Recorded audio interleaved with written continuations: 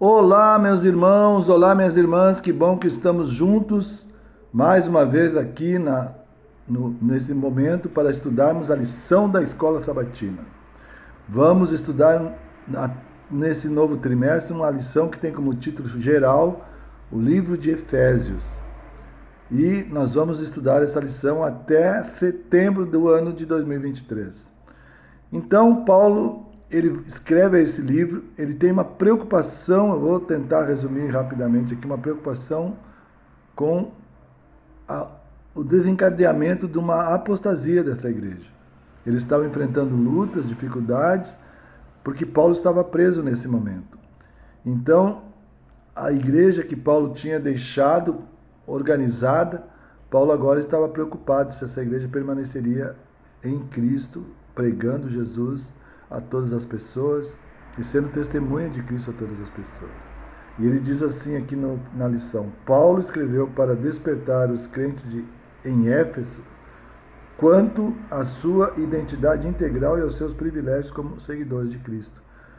Paulo queria lembrar essa igreja que eles eram um povo que era fiel a Cristo, um povo que representava Jesus, um povo que tinha um conhecimento agora da salvação e que eles deveriam de usar esse privilégio de ser seguidores de Cristo para ser testemunhas de Cristo a todas as pessoas. Enquanto Paulo estava nessa angústia, ele escreve o livro de Efésios, a fim de que esse povo, dessa igreja e dessa cidade, não se desviassem dos seus caminhos. Durante essa semana, então, vamos aproveitar, vamos retirar um tempo, todas as manhãs, para estudarmos a lição da Escola Sabatina. E o verso para decorar ou memorizar está em Efésios 1:9. Ele nos revelou o mistério da sua vontade, segundo o seu propósito que ele apresentou em Cristo, de fazer convergir nele, na dispensação da plenitude dos tempos, todas as coisas, tanto as do céu como as da terra.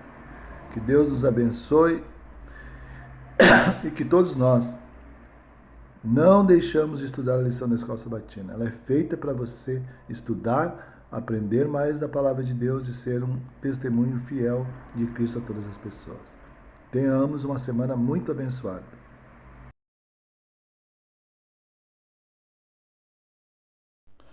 Domingo nós vamos estudar o título Paulo, evangelista em Éfeso. Éfeso era uma cidade que tinha cerca de 250 mil habitantes. É uma das cidades grandes, era uma cidade em que se adorava a rainha, a deusa Diana, que era uma deusa dos romanos, e eles, naquele ambiente, era um ambiente muito conturbado, porque havia ali muitas culturas, muitas pessoas que vinham para conhecer o templo da deusa Diana, e eles consideravam ela como a deusa protetora daquela cidade. E nesse ambiente, Paulo fundou a sua igreja.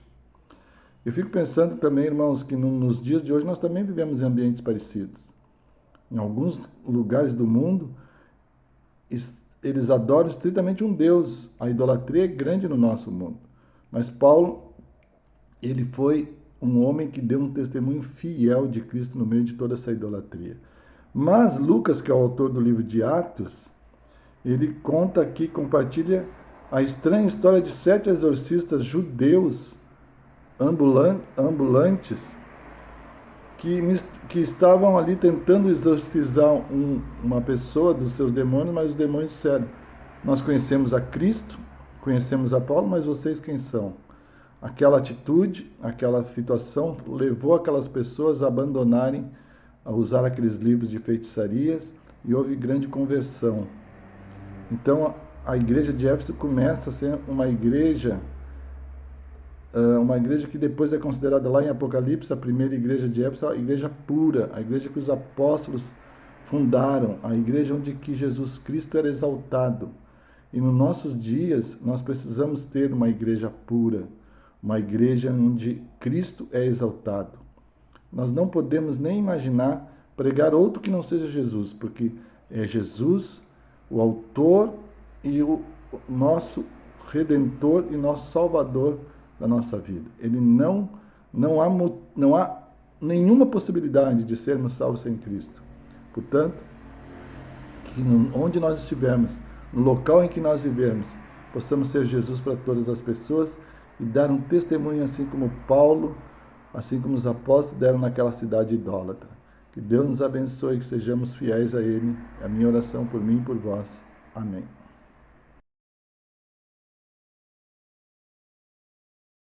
Olá, vamos falar agora sobre o tema revolta no anfiteatro, quando Paulo estava propagando as verdades de Deus. Ele gerou grande repercussão naquela cidade. Por quê? Porque em Éfeso existia uma adoração muito intensa, direcionada à deusa Diana. E quando os líderes comerciais daquela cidade constataram que Paulo estava conseguindo ter poder de persuasão e que o que ele falava representava a verdade, o primeiro raciocínio deles foi na questão financeira, pois eles tinham grandes lucros de todos os objetos, estatuetas e itens de adoração que eram comercializados no templo. Diante disso, eles conseguiram mobilizar pessoas para repudiar e ignorar a mensagem de Paulo. Mas vamos ver como ato de desespero qual foi a prática que eles adotaram para aquela situação. Acompanhem comigo aquilo que está lá em Atos, capítulo 19, verso 34. Preste atenção. Quando, porém, reconheceram que ele era judeu, todos, a uma voz, gritaram por espaço de quase 2 horas. Grande é a Diana dos Efésios. Observe que essa multidão, lá no anfiteatro, é claro que também não podemos nos esquecer de que existiam hostes do mal influenciando, porque ficar gritando por quase 2 horas, proclamando a mesma frase, há algum envolvimento sobrenatural, nesse caso com conotações e influência de agentes malignos. Que sempre possamos ter em mente de que alguns obstáculos ocorrerão, mas o nosso Deus é um Deus supremo e vencedor.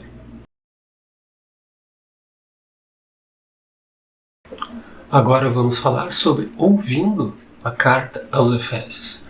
Como toda carta, ela tem um elemento introdutório, a parte de desenvolvimento, e também o desfecho final, ou seja, a sua conclusão.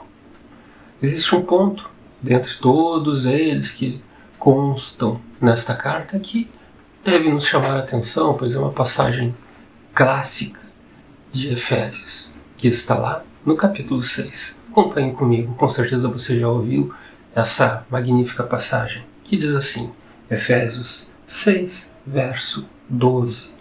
Porque a nossa luta não é contra o sangue e a carne, sim contra os principados e potestades, contra os dominadores deste mundo tenebroso, contra as forças espirituais do mal nas regiões celestes.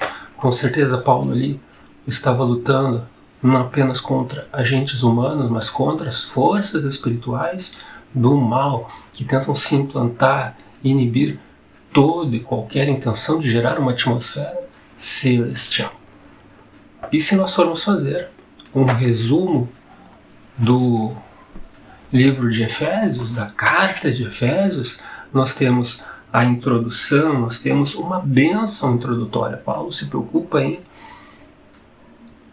emitir palavras de bênçãos e também uma oração, para que aquelas pessoas recebessem sabedoria, uma sabedoria centrada em Cristo, e que a figura de Cristo também fosse exaltada.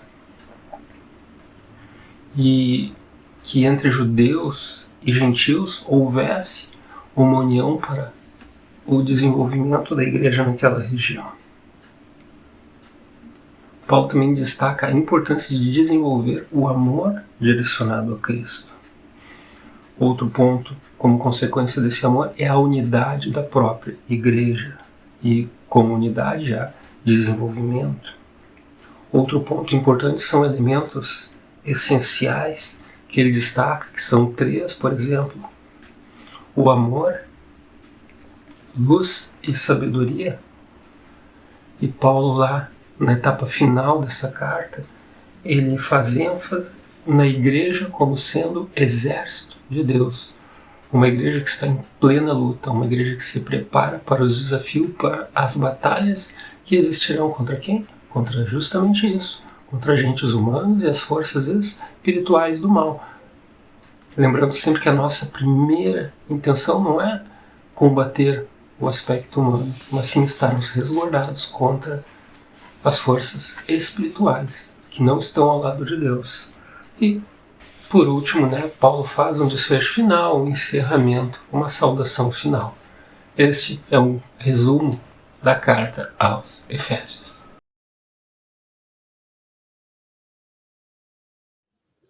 Irmãos, vocês sabem que Paulo escreveu uma única carta aos Efésios, não é mesmo? E ele teve, claro, que se apresentar a este povo para saber o teor da carta, quem é que estava escrevendo, etc. e tal. Então, Paulo, ele chega e se identifica a todo aquele povo da cidade de Éfeso, desejando graça e paz a todos. E ele termina essa carta desejando também graça e paz a todos quantos criam em Deus, né? Embora alguns estudiosos neguem que a carta tenha sido escrita por Paulo, a maioria dos cristãos aceitam Paulo como seu autor. Então, pode surgir essa dúvida, quem foi que escreveu? Bom, a maioria, muitos estudiosos têm essa dúvida, mas o consenso é que ela teria sido escrita por Paulo, né? E Paulo, nessa carta, ele demonstra uma grande preocupação com os irmãos, achando que muitos poderiam desistir da fé por causa da tribulação que ele, Paulo, estava passando, porque ele escreveu essa carta, na verdade, na prisão em Roma, né? Então ele tinha essa preocupação, né? Ele deve ter escrito Efésios na prisão em Roma, como eu disse, no ano de 62 depois de Cristo. E o que dizia nessa carta?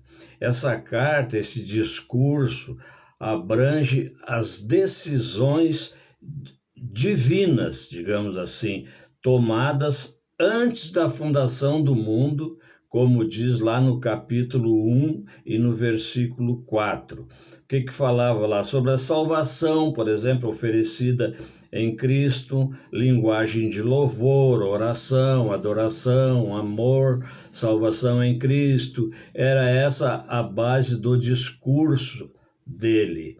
Mas, basicamente, ele tinha essa preocupação que no período que ele ficasse na cadeia, alguém podia apostatar, etc. e tal, e daí originou esta carta. Amém? Agora, isso vale para nós hoje, né, irmãos? Quando a gente sente falta de alguém na igreja, a gente tem que se preocupar e procurar visitar, saber por quê, etc. e tal. Uma prática que todos conhecem, não é verdade?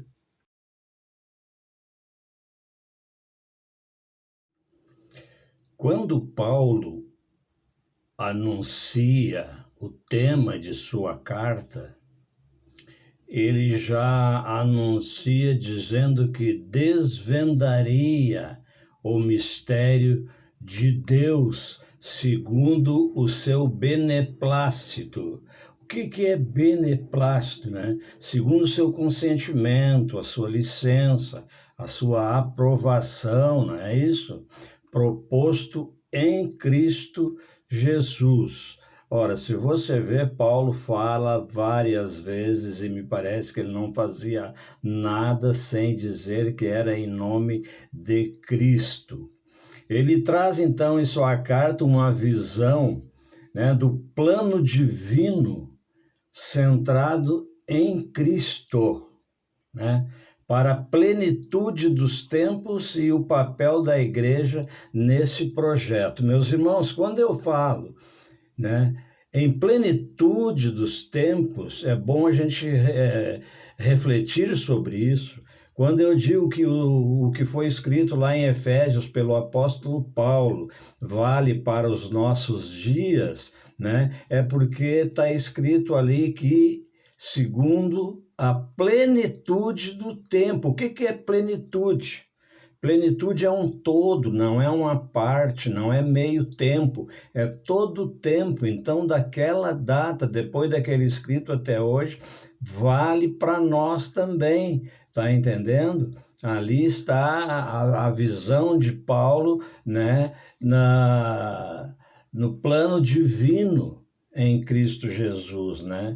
E também, claro que vale para a plenitude dos tempos, como eu disse, e também para o papel das igrejas, né? Esse é o nosso papel, né? Então, desvendar em nome de Jesus, ou seja, pregar este evangelho, levar, porque o que é um apóstolo, né? Ele é um missionário, né? Me foge a palavra agora, mas ele é um missionário, então ele vai levar essa palavra, né? Conforme a igreja também tem que seguir sempre nesta linha, amém? Paulo buscou reacender o compromisso espiritual em Éfeso, né?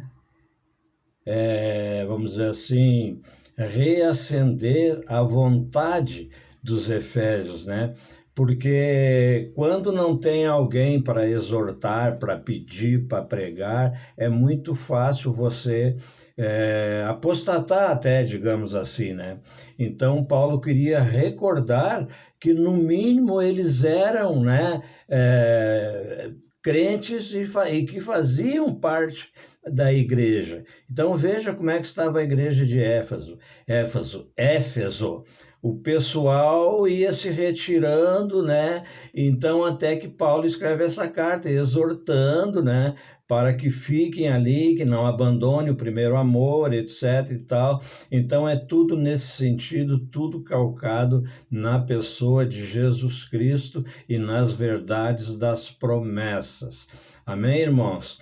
Pensemos nisso, já que eu disse que vale para nós hoje. Pensemos nisso, né, meu irmão? Amém? Vamos fazer agora a conclusão do nosso estudo. Se formos fazer um aparato geral de conteúdo, chegaremos à conclusão que o livro de Efésios realmente está diretamente relacionado com a combatividade, ou seja, a luta que nós temos em termos espirituais para nos defender e para resguardar e preservar a fé original em Jesus Cristo. E um ponto interessante que nós observamos ao longo desse estudo, que deve ser destacado sim, foi quando houve a conversão, quando houve o entendimento de que Paulo propagava a palavra de Deus, de que a mensagem de Jesus Cristo era legítima e constituía o caminho, o único caminho para a salvação.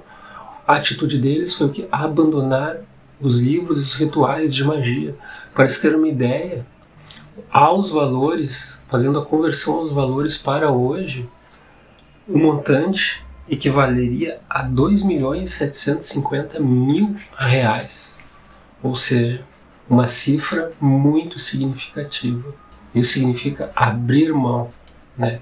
Mudar de direção, e foi o que parte desse povo fez. Reconheceu Deus como seu único meio de adoração e Jesus Cristo como o legítimo caminho que conduz à vida eterna. Jamais se esqueça disso. Nos encontramos na próxima semana com um novo estudo. Que Deus esteja te abençoando. Até lá. Tchau, tchau. Senhor, eu te aceito como Salvador da minha vida. eu entendo que somente a graça, tua graça maravilhosa, pode me salvar. Agora, por favor, Pai, quero conhecer mais da tua vontade. O que devo fazer? O que não devo fazer para crescer na graça? Por favor, ilumina a minha mente e que eu seja obediente. Em nome de Jesus. Amém.